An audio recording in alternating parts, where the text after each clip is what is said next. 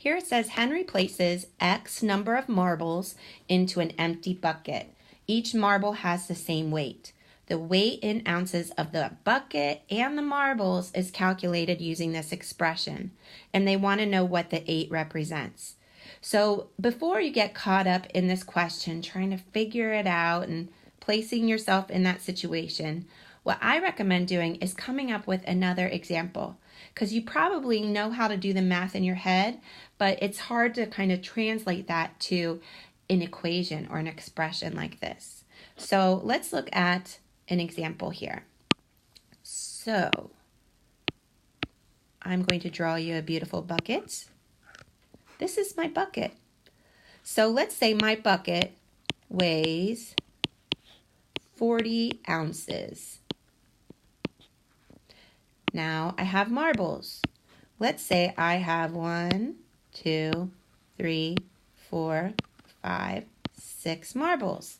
Let's say my marbles are each 5 ounces. Okay?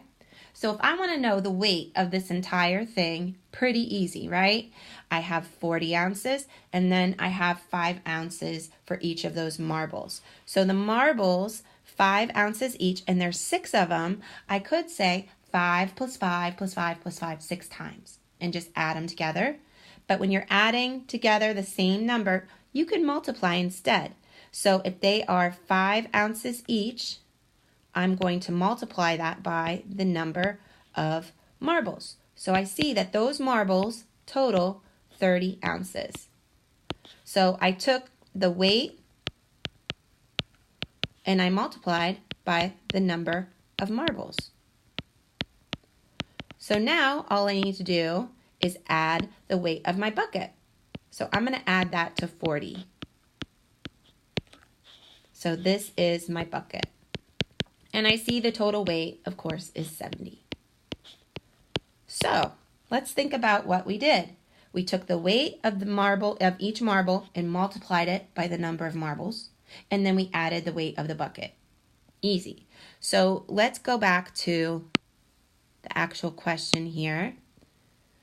So X is the number of marbles, right? And you see here, they are multiplying X by 3. So what is it? What do you think they're doing there? What do you think that 3 represents?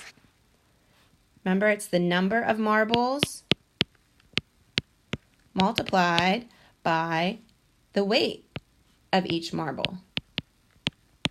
So that 3 is the weight.